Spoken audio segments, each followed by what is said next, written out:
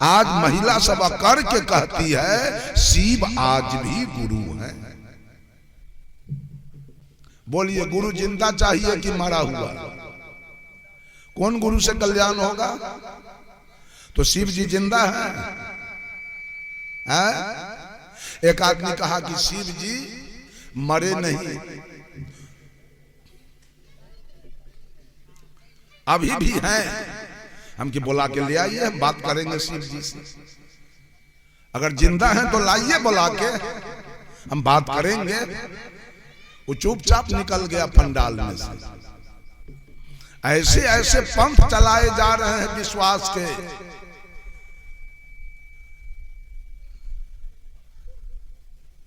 बंधुओं, जिस बस अड्डा में सदगुरु कबीर नाम की गाड़ी खड़ी थी, वो गाड़ी खुल गई।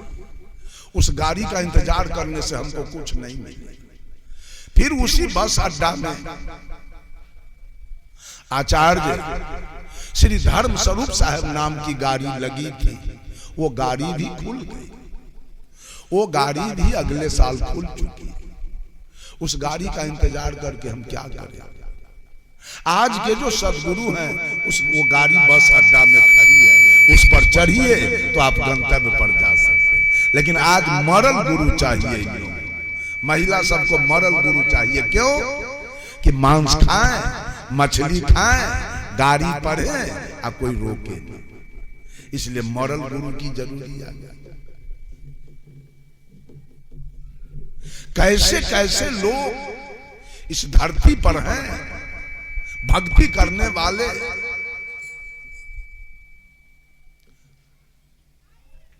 पता नहीं, चर्चा है श्रद्धा भक्ति होनी चाहिए और श्रद्धा अपने मां के प्रति होनी चाहिए। क्योंकि आपके जीवन का दाता वही मां है। मां नहीं होती तो इस धरती पर आप नहीं होते। अगर मां की इच्छा नहीं होती तो आप धरती पर नहीं खड़ा हो सकते। ये बात जान लीजिए। ये सबसे बड़ा देवता मेरी मां है। क्योंकि मां ने तन दिया। कोई काली दुर्गा हॉस्पिटल नहीं गई थी और उसको एटीएस का सुई नहीं पड़ा था। मां गई थी हॉस्पिटल, एटीएस का सुई इसको पड़ा था।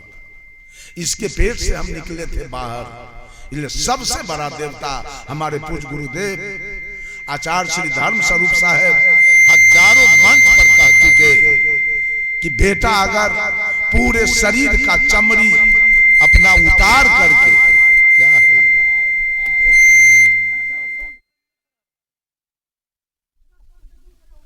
हेलो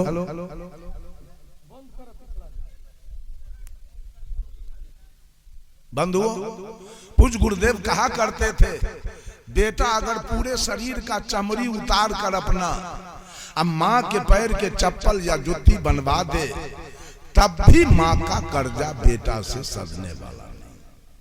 इतना लागत मां का आपके और हमारे जीवन पर है। ये सब लोग अगर कल्याण चाहते हैं, मुक्ति चाहते हैं, सुख शांति चाहते हैं, तो सब लोग अपने अपने मां के प्रति श्रद्धा रखें। और दूसरे देवता हमारे, पढ़ाया आपको किसने? इंजीनियर डॉक्टर आपको बनाया किसने? फाटल धोती पहनकर, फाटल गमछा रखकर, ठीका जमीन जोतकर, बटैया जोतकर, मजदूरी करके, गाय भैंसी पाल के किसने आपको इंजीनियर बनाया, डॉक्टर बनाया? कौन बनाया? पिताजी। कर्जा काट के सूद पर रुपया लेके पिताजी ने आपको बनाया। आपके लिए जमीन कौन खरीदा? आपके लिए मकान कौन बनाया? आपका विवाह शादी कौन किया? आपके दूध खाने के लिए गाय भैंसी कौन खरीद के लाया? ये सब करने वाले आपके पिताजी। मां ने तन दिया और पिता ने धन दिया। पिता हमारे देवता है, मां हमारी देवता। और तीसरे देवता हमारे हम मांस खा रहे थे, मछली खा रहे थे, तारी दारू गांजा भांग बीड़ी सिगरेट 500 पारी शिखर पराग जर्दा किमाम। समाज में मेरी कोई प्रतिष्ठा नहीं थी। जहीं कहीं लात जूता हम खाते थे, जेल जाते थे, हम पर पंचायती होती थी, हम जुर्माना देते थे, कहीं नाली में पड़े रहते थे। इन सारे पाप कर्मों से, इन सारे बुरे कर्मों से हमको निकाला किसने? कौन निकाला? गुरु जी। यही तो मात्र 3 हमारे देवता है। अगर आप अपने को हिंदू कहते हैं, कबीर के नजर में तो हिंदू कोई है नहीं। साहब कबीर जब हिंदू को कुछ कहे तो हिंदू कहा बाबा आप हिंदू हैं? तो साहब कबीर ने कहा हिंदू कहो तो है नहीं, मैं हिंदू नहीं हूं। तो मुसलमान को जाके कुछ कहे तो मुसलमान कहा बाबा आप मुसलमान हो? तो साहब ने कहा मुसलमान भी ना, मैं मुसलमान भी नहीं। तो कहा आप क्या हो? 5 तत्व का पूतरा गए भी खेले मां। हिंदू टिकी रखता है तो कबीर साहब को टिकी नहीं थी। मुसलमान सुन्नत कराता है, कबीर साहब को सुन्नत नहीं थी। हिंदू मोच रखता है और मुसलमान दाढ़ी रखता है तो कबीर साहब को मोच दाढ़ी दोनों थी। हिंदू लोटा रखता है, मियाँ बदना रखता है, कबीर साहब का मंडल रखते थे। हिंदू धोती पहनता है, मुसलमान लुंगी पहनता है तो सदगुरु कबीर अर्बन कोपीन पहनते थे। क्या थे कबीर? क्या बन के आए थे? कोई हिंदू नहीं, कोई मुसलमान नहीं, कोई सिख नहीं और कोई ईसाई नहीं। कबीर इंसान बन के धरती पर आए थे और 120 बरस तक धरती पर रहकर अब पूरे दुनिया के लोगों को इंसानियत का पाठ पढ़ाया। सदगुरु कबीर का तस्वीर देखिए, न हिंदू के तरह, न मुसलमान के तरह, न सिख के तरह, न ईसाई के तरह, एकदम बिल्कुल इंसान के तरह। बंधुओं, अगर मान लिया जाए कि हम लोग हिंदू हैं तो हिंदू का मुख्य ग्रंथ है वेद। और वेद ने किस देवता को माना? वेद ने कहा मातृ देवो भव, पितृ देवो भव, आचार्य देवो भव, अतिथि देवो। वेद ने नहीं कहा दुर्गा देवो भव, काली देवो भव, राम देवो भव, कृष्ण देवो भव और भोला जी देवो भव। वेद नहीं कहा, वेद ने कहा मातृ देवो भव। मां सबसे बड़ी देवी है, उसके बाद पिता का नंबर है। इसलिए कि माँ का लागत इस शरीर पर 12 आना है और पिता का लागत 4 आना है। इसलिए माँ को आगे हर जगह जहां जाइए, राधा तब कृष्ण और सीता तब राम और माता तब पिता, हर जगह माँ आगे है, कहीं पीछे नहीं मिलेगा। पिताजी पीछे हैं और माँ आगे, हर जगह।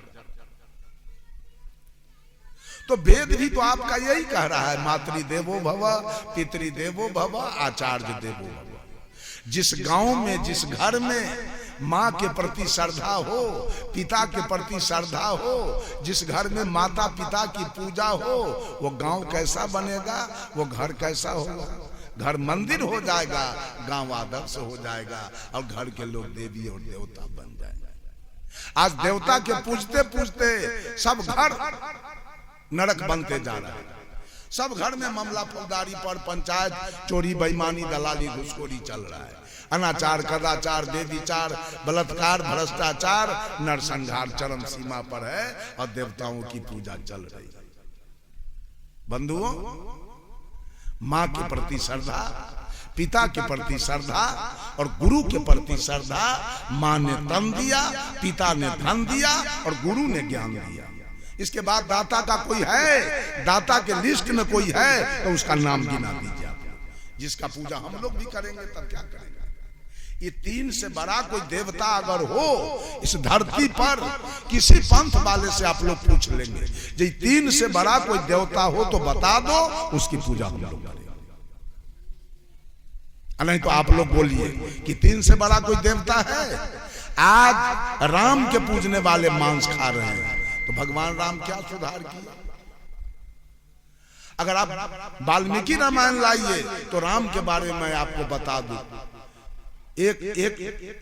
एक रामायण का वाल्मीकि रामायण का एक दोहा मैं बोल रहा हूं। जब भगवान राम को वनवास हो गया तो भगवान राम के साथ जानकी जी वनवास में चली है, लखन लाल जी चले हैं। और जब तीनों चले तो जाना है चित्रकूट, और चित्रकूट और अयोध्या के बीच में श्रृंगबेरपुर गांव है, जहां राम के मित्र निषाद राज निवास करते हैं, गुहराज। जब गुहराज खड़े थे और राम को आते देखे तो उन्होंने दंडवत प्रणाम किया और कहा, मित्र कहां जा रहे हो इधर? कहा, मित्र आपको पता नहीं, मैं जा रहा हूं वनवास चित्रकूट, 14 बरस के लिए मुझे सजाए हो गए। तो गुहराज ने कहा, तो एक रात मेरे यहाँ मित्र निर्वास करो। तो भगवान राम रुक गए, रात में विश्राम किए, जो भोजन हुआ सो पा लिए। सवेर में स्नान ध्यान करके जलपान करके और जब प्रस्थान किए तो गुहराज के घर के बगल होके एक नदी बह रही थी, गंगा। निषाद राज तीनों को नौका पर बैठाए, अपने हाथ में पतवार लेते हैं और पतवार मारते हैं। नौका बढ़ रही है आगे की ओर। जब बीच धारा में नौका गई है, ये वाल्मीकि रामायण का श्लोक है। सुराघट सहस्त्रेन मांस भूतौ धनेन च यक्षेत्वांग प्रियतांग देवी पुरी पुनरूपा। आप लोग देख लेंगे वाल्मीकि रामायण। सीता जी गंगा से वंदना कर रही है, बीच धार में जब नौका गई है तो जानकी जी गंगा से वंदना करती है, हे देवी मेरे पति आपको सकुशल पार करके और चित्रकूट पहुंच जाएंगे, और 14 बरस वनवास बिताने के बाद पुनः सकुशल आपको पार करके और अयोध्या वापस आ जाएंगे, चले जाएंगे। देवी हजारों गाय मन दान करूंगी, हजारों गाय दान करूंगी, सुवर्ण माने सोना दान करूंगी देवी, और 1000 घड़ा शराब मांस और भात से मैं तुम्हारी पूजा कर दूंगी। देख लीजिएगा वाल्मीकि रामायण। क्यों नहीं लोग वाल्मीकि रामायण रख रहा है? किसी के पास सब तुलसी कृत रामायण लेके पढ़ रहा है, अब वाल्मीकि रामायण क्यों नहीं रख रहा है कि वाल्मीकि रामायण से तो सब धरा जाएगा, सब पकड़ा जाएगा। जो जो क्रिया राम की हुई है वो सब वाल्मीकि रामायण में रखा गया है। अब बहुत बात क्या कहें, बात तो घटना बहुत है, वाल्मीकि इतना विभत्स घटना सब है जो कहने में शर्म आती है। इतना गलत घटना सब है वाल्मीकि रामायण। क्योंकि राम जो जो किए हैं आंखों देखा हाल वाल्मीकि जी लिखते चले गए।